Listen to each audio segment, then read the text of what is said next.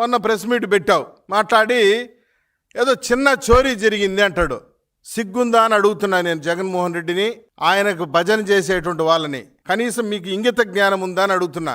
వాస్తవానికి చెప్పాలంటే నువ్వు దోచుకున్న 1,00,000 కోట్ల చోరీ ముందర రవికుమార్ అనేటువంటి వ్యక్తి చేసింది చిన్న చోరీనే, కానీ కోట్లాది మంది హిందూ భక్తుల మనోభావాలు దెబ్బతీసినటువంటి చోరీ అది. చిన్న చోరీ అని చెప్పేసి నువ్వు ముగించడమేంది నేను అడుగుతున్నా. పైగా అసలు విషయం అంతా ఏందంటే, రవికుమార్ అనేటువంటి వ్యక్తి చోరీ చేస్తూ డాలర్లు దొంగతనం చేస్తూ పట్టుబడి పడిన తర్వాత జరిగినటువంటి ప్రహసనం గురించి, జరిగినటువంటి తంతు గురించి మాట్లాడాలి. డాలర్లు దొంగతనం చేస్తూ దొరికిన తర్వాత అతన్ని చట్టపరంగా శిక్షించకుండా రాజీ చేసిన విధానం, ఎందుకు రాజీ చేయవలసి వచ్చింది, రాజీ చేసిన పెద్ద మనుషులు ఎవరు, రాజీ చేయించమని ఒత్తిడి చేసిన పెద్ద మనుషులు ఎవరు?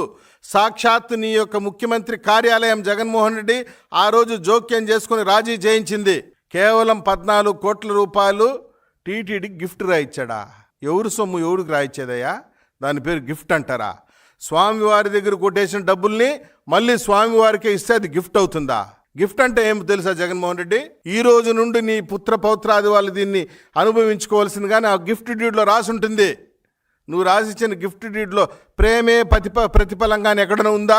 దౌర్జన్యమే ప్రతిఫలంగా, సెటిల్మెంటే ప్రతిఫలంగా, దందానే ప్రతిఫలంగా ఆశించి నువ్వు ఆ రోజు ఆ సెటిల్మెంట్ చేశారు. వైవి సుబ్బారెడ్డి, కరుణాకర్ రెడ్డి, ధర్మారెడ్డి. దీన్ని గిఫ్ట్ అంటారా? దీన్ని గిఫ్ట్ డీడ్ అంటారా?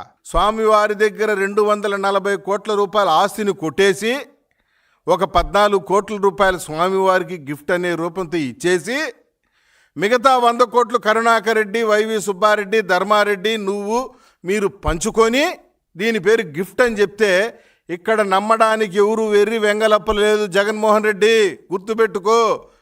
ఎవరు సిద్ధంగా లేరు. భూమన కరుణాకర్ రెడ్డి గుర్తుపెట్టుకో. ఎవరు సిద్ధంగా లేదు. వైవి సుబ్బారెడ్డి గుర్తుపెట్టుకో. మీరు చేసినటువంటి అరాచకాలు 1, 2 కాదు.